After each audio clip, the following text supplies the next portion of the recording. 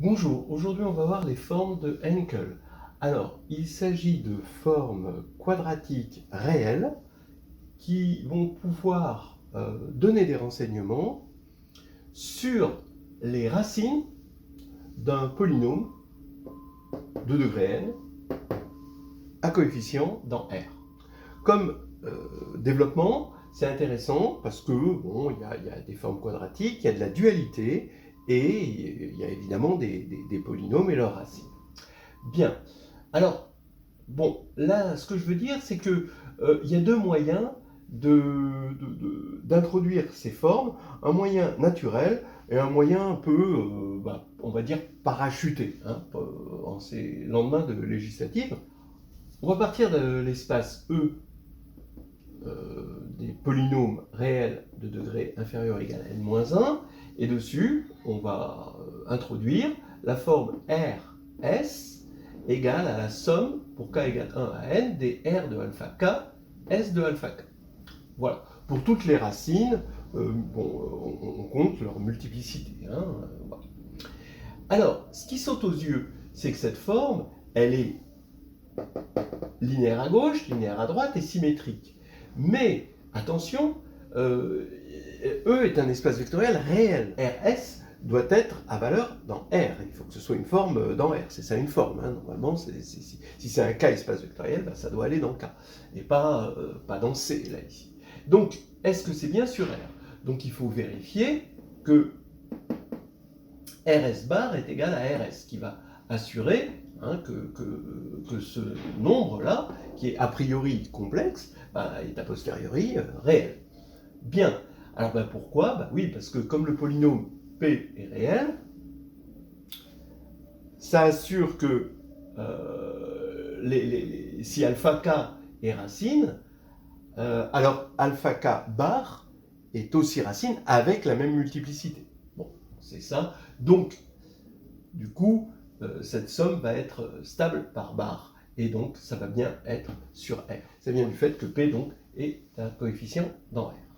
Alors, dans la littérature, ces formes, qu'on appelle formes de Hankel, qui dépendent du polynôme P, hein, on devrait l'appeler indice P, hein, si on devait être rigoureux. Donc ces formes qu'on appelle formes de Hankel associées à P, eh bien, sont présentées, alors je dirais dans la littérature, on le voit dans OroX-CNS en tout cas, et puis aussi dans Carnet de voyage en algébrie, sont présentées de la manière suivante. On introduit Sm, les sommes de Newton, somme de k égale 1 à n de alpha k puissance m. On sait que ça s'écrit de façon polynomiale en les coefficients de P, et avec des coefficients dans Z. Voilà, parce que Sm, c'est tout simplement un polynôme symétrique des racines à coefficients dans Z.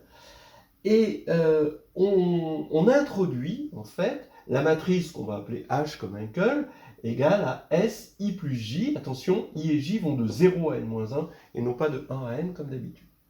Voilà. Alors pourquoi on fait ça et quel est le rapport? Alors, vous voyez que ça, de cette manière, c'est un peu artificiel, c'est un peu parachuté. La forme de Hankel est beaucoup plus à son aise dans l'espace des polynômes. Alors, pourquoi c'est parachuté comme ça? En fait, si on regarde ici la forme et qu'on veut regarder la matrice de cette forme bilinéaire dans la base canonique de E, hein, la base des monômes, alors il faudrait regarder xi, xj, et xi, xj, donc ça fait une somme de k égale 1 à n de alpha k puissance i, alpha k puissance j, donc alpha k puissance i plus j, et donc ça fait une somme ici avec m égale i plus j, et c'est pour ça qu'on utilise cette matrice-là. Voilà, alors comme on est sur une forme quadratique réelle, on va s'intéresser évidemment à sa signature. Regardons la forme quadratique elle-même, c'est la forme bilinéaire sur R et R, et c'est la somme de k égale 1 à n de R de alpha k au carré. Alors déjà, on sait que c'est important les formes quadratiques positives, et on a envie de dire que ça c'est positif. Attention, non, c'est pas positif. Par exemple, si vous prenez P égale x2 plus 1, vous allez avoir que x, la forme quadratique sur x, donc x, ça va être i carré plus moins i carré, et donc ça va faire moins 2. Donc vous voyez, ce n'est pas toujours positif. En revanche, si les alpha k sont tous réels, alors là, c'est positif. Donc on va attaquer par ce biais-là. Regardons le cas où les alpha k sont tous réels. Dans ce cas-là, on voit que la forme est positive. D'accord ? Voilà, tout ça, c'est positif si les alpha k sont tous réels. Maintenant, est-ce que c'est défini positif? Alors, regardez, hein, c'est quand même assez élégant. Si les alpha k, eux, sont 2 à 2 distincts, alors c'est bien défini positif. Puisque R égale 0, ça va impliquer que R de alpha k, puisque ça c'est une somme de positifs qui va être nulle, R de alpha k va être nul quel que soit k allant de 1 à n, d'accord? Donc R, qui est de degré inférieur ou égal à n-1, possède au moins n racines, donc R est nul. Voilà, donc c'est bien défini positif, et on se rend compte que donc, la positivité est liée au fait que les racines sont réelles, et que la définie positivité est liée au fait qu'il n'y a pas de multiplicité. Alors maintenant, regardons. On va continuer dans l'hypothèse des alpha k 2 à 2 distincts et regardons une base orthonormée naturelle. Puisque les alpha k sont réels, on peut dire que f alpha k de R est bien réel, d'accord?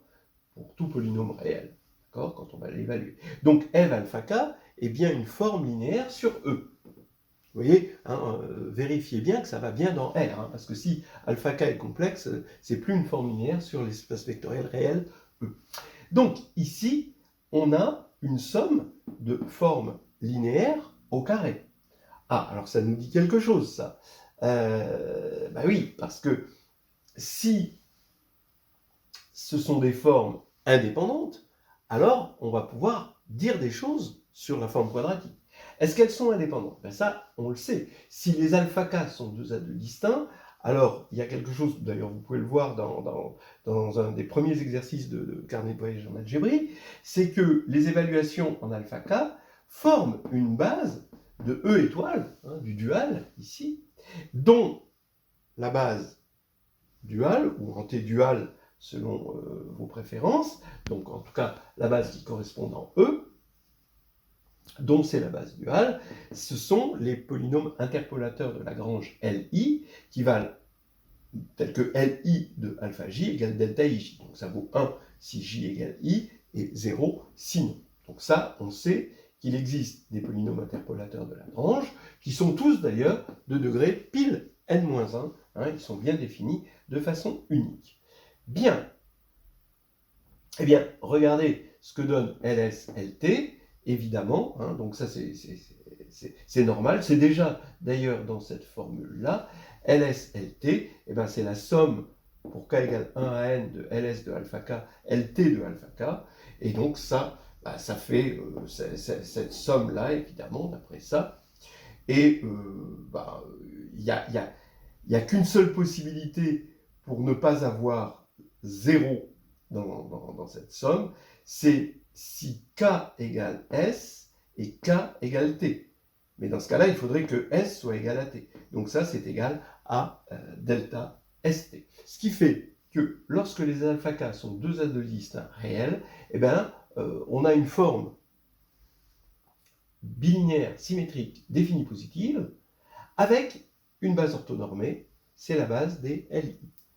Voilà, qui nous vient directement finalement de cette formule et que les évaluations sont à valeur réelle et forment une base. Voilà. Bon, alors maintenant, alpha k vont être supposés réels, encore une fois, mais avec une multiplicité mk. Alors, qu'est-ce qui va se passer? Eh bien, dans ce cas-là, R, d'après cette formule, ça va être la somme pour k égale 1 à t. Alors, je vais juste garder k de 1 à t, hein, les réels distincts, d'accord? Et t est inférieur ou égal, évidemment, à n.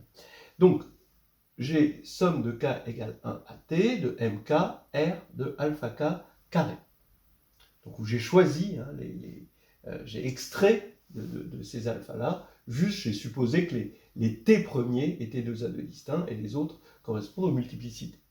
Donc, il s'agit d'une combinaison linéaire de formes linéaires, hein, je vous rappelle que c'est bien des formes linéaires parce que les alpha k sont réels, au carré, et comme les alpha k, k de 1 à t ont été choisis distincts, les évaluations sont linéairement indépendantes, alors on sait dans ce cas-là, hein, qu'on a mis ça sous une forme qui nous donne directement la signature sur R. Donc la signature, bah, on le voit, c'est directement, donc on peut déjà conclure hein, que si les alpha k sont dans R, la signature c'est T0. Il y a T éléments, ça c'est strictement positif par définition, les multiplicités sont évidemment strictement positives, hein, voilà. Donc c'est T0.